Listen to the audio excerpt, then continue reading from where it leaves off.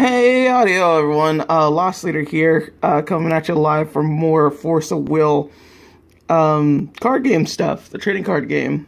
Oh boy, is it fun. As you can see, I have my little thing right here. Today I'm going to talk to you about my elf deck in particular, what I like to call Elven Storm, or however you want to say it in particular. Now I'm going to show you all the win conditions for this particular deck and what it's mainly focused on. And as you can see here, this was actually the main reason for why I decided to start using elves. Was I pulled that card in a draft, and it just worked out really well for me and won a lot of my games. But that's not the main focus of this deck. That's just kind of a finisher more than anything else. It's a win condition, most definitely. But please understand that this is a finisher and not what the deck's actually themed after. As you can see right here with this card is pretty much the crux of the whole entire deck. Not only when I play this card, Crea, the Musician of the Wind, if I play 2 or more cards this turn, I go ahead and get an elf onto my fields. And that is amazing, and it combos to a lot of cards that I have on here. But for the most part, that's not the part you really want to look at. The part you want to look at is Rest or Recovered Elf Resonator. You control target Elf Resonator, J Resonator, gains plus 100 until end of turn. I don't mean that to seem like much, but we'll get more into reasons why that's devastating. And as you can see here, we have another creature, or another resonator rather, that does exactly the same effect that she does. She could just only target herself though. That's the only unfortunate thing. Then of course we have 2 little outsiders here. I only run one of these in the deck, which I know sounds weird because technically speaking you run 4 of her. So if you wanted to like up this deck in particular, I would suggest putting in more array of the friendly vampires. She has barriers, that's pretty awesome because a lot of darkness spells will try to kill her very fast. And other Wind J Resonators you control gain plus 200. And you may be able to start understanding how this deck works just by simply seeing all these win conditions here. And of course we have the Leaf Healer. I only run one of him because he's a very high costing card, but he is a win condition. Because at the end of your turn, recover all resonators you control. That already starts comboing in with these 2 creatures in particular. So you can start swinging a whole bunch with just this one right here.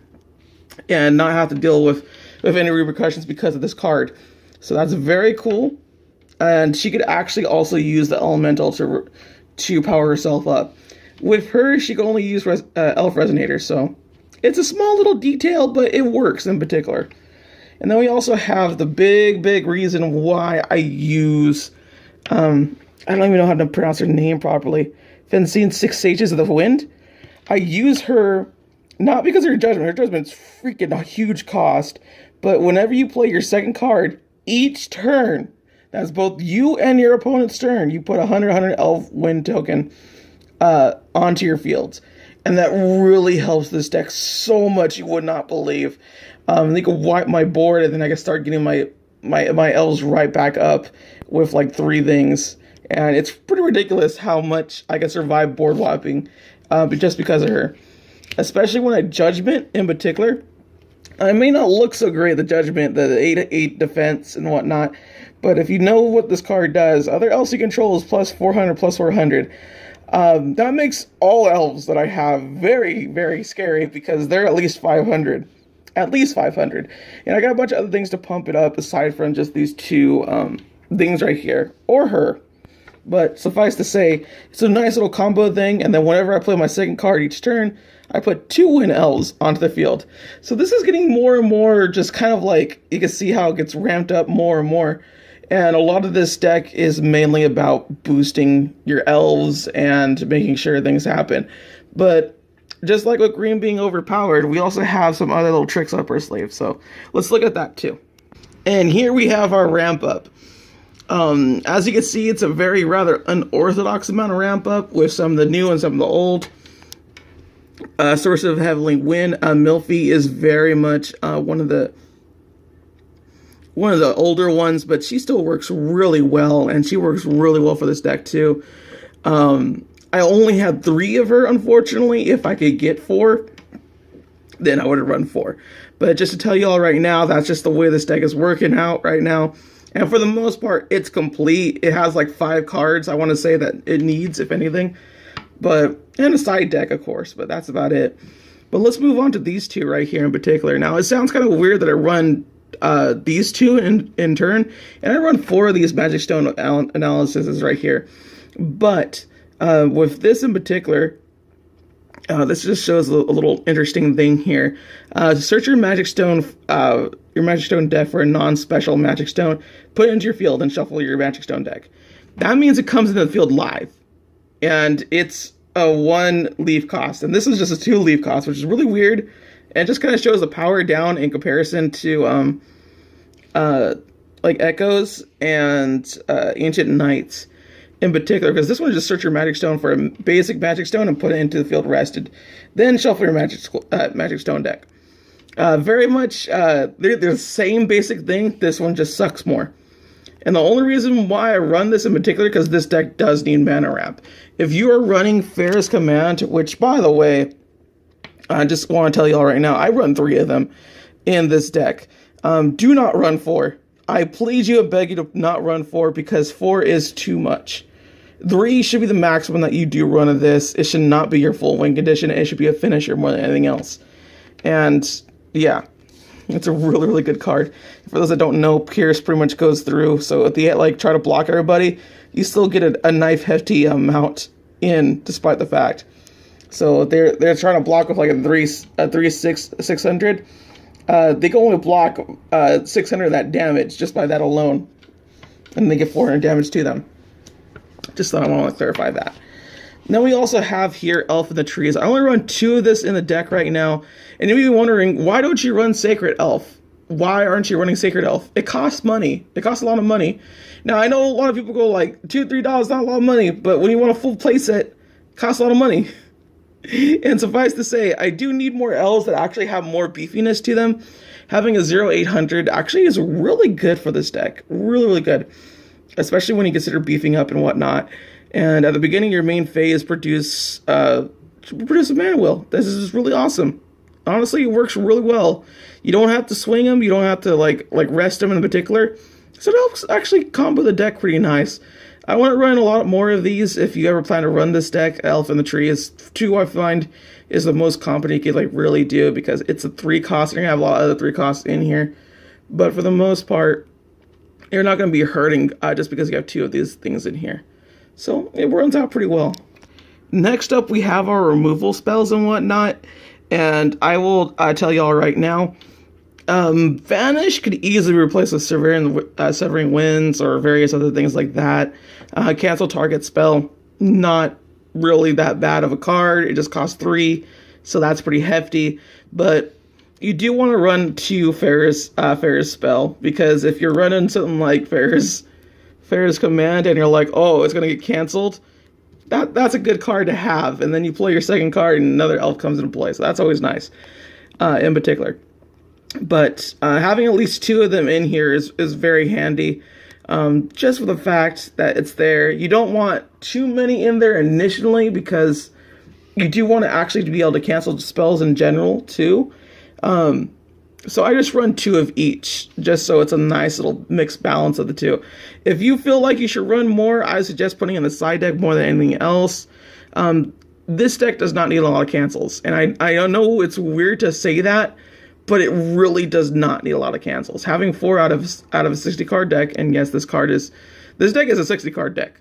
This straight up is, and it works really well because it's a 60 card deck. Do not run this deck with only 40 cards. It's not good. You're going to be way too consistent, and people are going to be like, okay, I can screw you over this way. Which I know sounds weird, but that's the case in point. You need to throw off your opponent with the strategies you have and whatnot if you want to make this deck fully viable and fully able to hurt people. And it helps with milling and stuff like that, because you can stall out for time. You really can with this deck. You really, really can. But that's not all we got here. We also got Great Tornado. And you may look at that cost and go like, what, a 7 cost? How dare you? I'm just going to tell you right now. As you play this card, you may rest up to 6 resonators you control. You pay 1 less to play this card for each resonator rested in this way. Destroy 2 target non-magic stone entities. So If you're saying this 7 cost is too much, you're playing this deck wrong. You should at least have 3 Elf Resonators on the field at all times. And if you don't, that better be after a board wipe, or that's it. Just, that's all. If you don't do that, then yeah, you're playing the deck wrong. But Great Tornado is an amazing, amazing removal spell. It gets rid of J-Rollers, it gets rid of additions that could hurt you a lot. And overall, running 4 of these has not hurt me one bit. It is essentially a 4 cost for this deck. So it's 4 or less with this deck. You don't have to do it this way, but you could. So I'm just saying right now. But you will definitely have enough there to actually get rid of things with the Great Tornado. And it's been working out very fascinating for me. It has helped me counter a lot of decks in particular. And it's just in general fun to play with. So yeah. When they bring out their J-Roller, you're just like, oh no, I can't destroy 0. And you're like, oh wait, I have Great Tornado. And he destroys 0 right then and then. It's fantastic. And now we have a little bit of more of the additions and thinning out the deck and whatnot.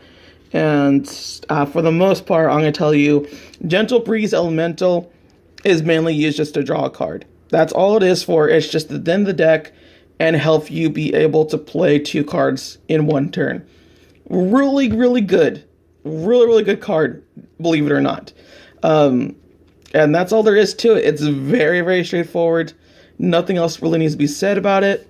So now we're going to go on to a really big saver for this deck. Secluded Elven Village, Amasville, or however you say it. Now, the big problem with elves, if y'all haven't noticed, they can't block flying.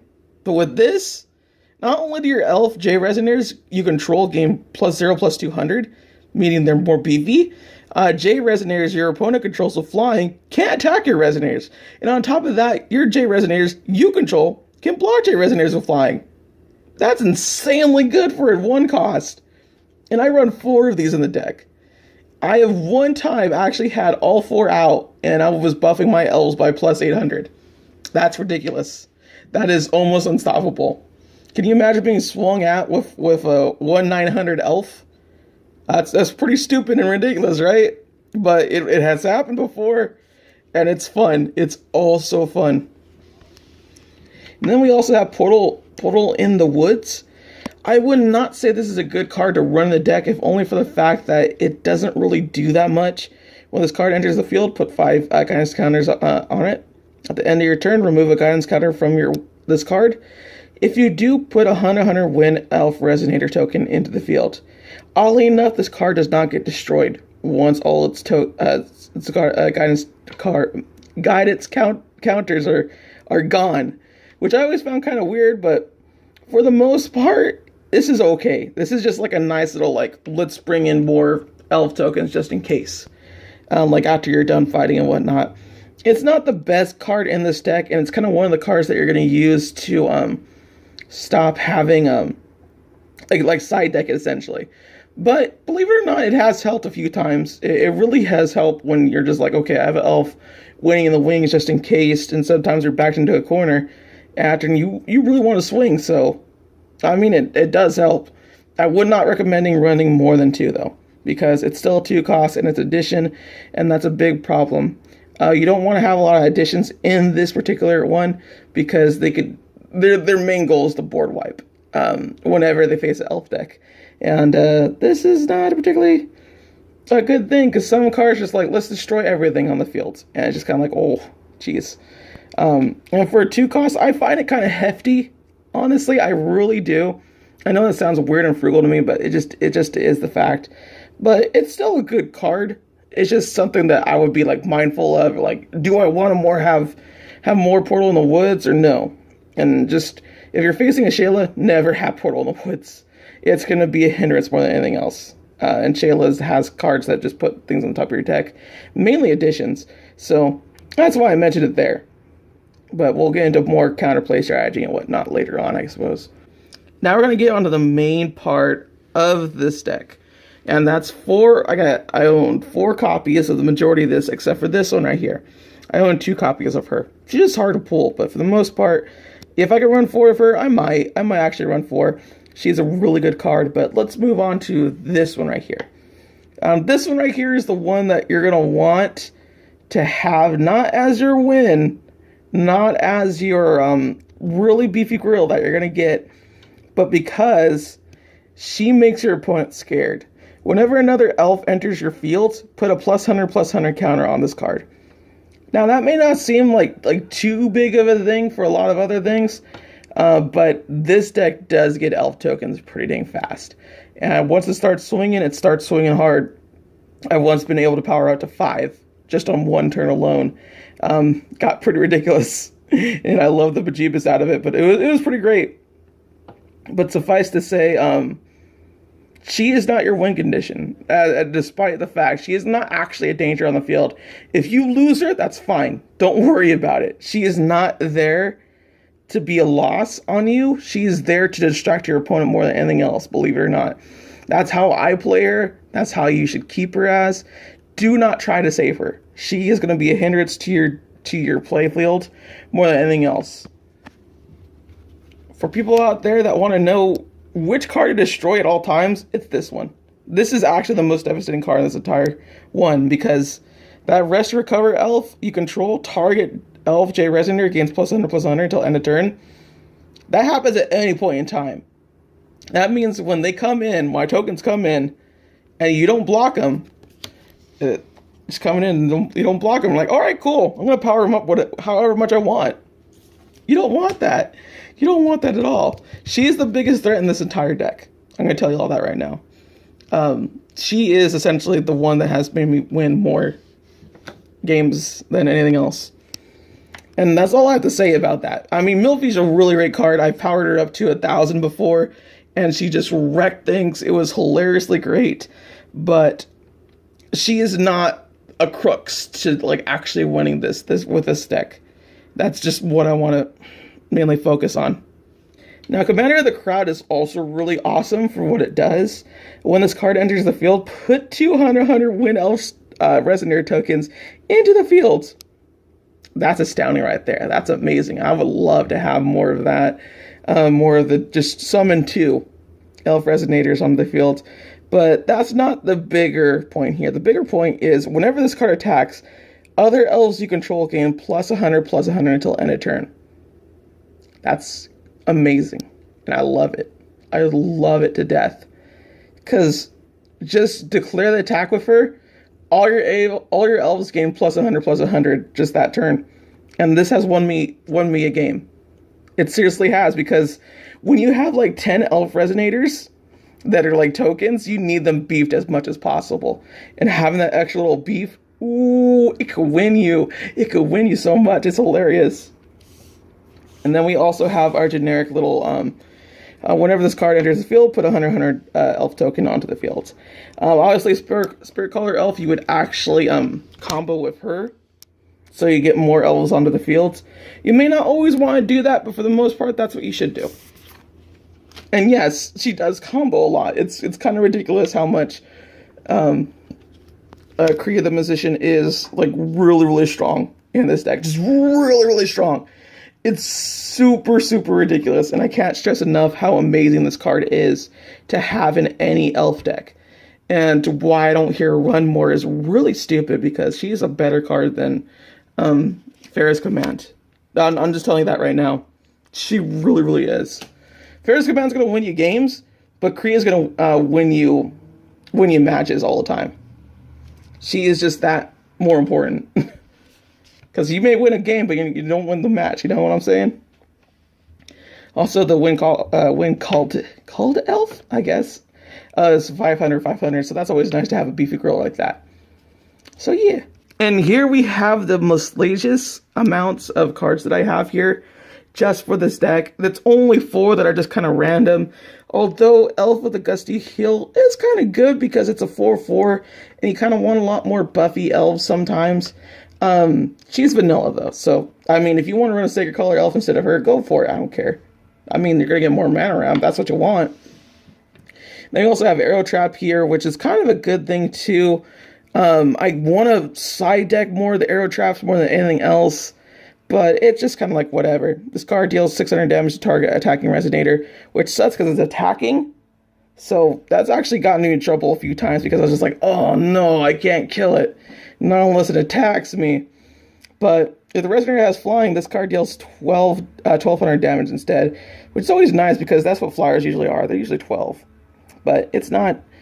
Arrow Trap, you don't really need to run in this deck. The addition does more than enough, honestly. It really, really does. And oddly enough, I haven't been facing a lot of flying so much, so it hasn't been too much of a problem. It might eventually, but eh. And of course, we got Messenger of the King here. Not a great card for this deck. When this card enters the field, up to 2 target elves gain +200/+200 until end of turn. Not the best, honestly. Really not the best. 600 is nothing to sneeze at. But there are better elves that you could play. Commander is far better card for you to have. It's just one extra. It's just a matter of I don't have enough. That's what a lot of these cards are. I just don't have enough with other cards. Trapmaster Lumara, I would say, should be a card that people run in non-swarm decks. If only for the fact that it's a free cost and it'll deal 800 damage to a target attacking resonator. So that's really cool. And it's a free cost if they swing through more times, which with an elf deck like this, they're going to swing a few more times. If you want to run against more swarm, she might be good too. But for the now, I just have her in the deck because I wanted to make it 60 cards. But you really, really could just kind of make it so she's part of the side deck more than anything else. I do think that she's a great card because she could be a free cost at some point. But for the most part, this is not something that you want in the main deck. This is just kind of like a side offer here. There's also one more thing I wanted to discuss, and that's, of course, your stone deck. For this deck in particular, I do run a full 20 because you want to get out as many magic stones as possible and be able just to have that. Of course, that's why mana wrapping is there, and that's why these are here too. This one in particular is the reason why you want to run 16 in total, is because you could treat this card as a magic stone, but also banish this card and draw a card. That's one thing this deck suffers in particular, is that it does not have a lot of draw power, unfortunately, and it just doesn't like have the ability to really summon that. There are some cards to remedy this, like Turn Elf and things like that, but for the most part, there's not a lot of draw power in green, which is fair. I mean, that's like kind of the one downside that green has, because it's like super amazing and astounding. But this helps balance it out a little bit by banishing it, and then you just still have your 16 there to begin with. And this one right here is an amazing card. It really is. I feel it gets slept on a lot. Run 4 of these. Run 4 of both of these, just so you know. Everything else, basic magic stone. You really do not need anything else to be a special stone. Just these two. That's all you want. But this one right here is really nice and astounding. Target elf gains +100/+100 if you just kind of swing it. This really helps you kill off some enemies that are just like, oh, they're tapped out with mana. They can't do anything. Suddenly, tap 100. Suddenly I'm more powerful. Surprise, surprise, in your eyes, you're dead. And if you have some left before your recovery phase, just tap it real quick. Make a token elf more powerful. And they're just like, well, shite. You know, I had to deal with the elf now. It's just a nice little thing to have. It's very clearly a very good optional thing to have as well. But for the most part, Magic Stone deck is very basic. But there's some nice little strategies in here as well. It's not just a simple 20-card Magic Stone deck. It's pretty much 12 basic magic, and then 4 the Spirit Stone and 4 the Saintly Elven Stone. And yeah, this is what the magic deck is. And this is my elf deck. Pretty much, I think it runs out pretty well. I've actually won 4 different tournaments with this deck. They weren't huge tournaments, mind you. This is a big fish in a small pond, more so than anything else. But I have run it against Fox. It has worked pretty well against Fox. Not to a point where it's like 50-50, but I'd probably say it's 45-55. So something like that. And then in particular with other decks, She's able to face against a lot of decks. This elf deck is. If anything, if you want to know how to defeat an elf deck, my main concern strategy is I would say run light dark or run rush. One of the two. As far as I can tell, light dark will have enough removal and enough cards accessible where you can just stop it in its tracks every time, doing whatever it does.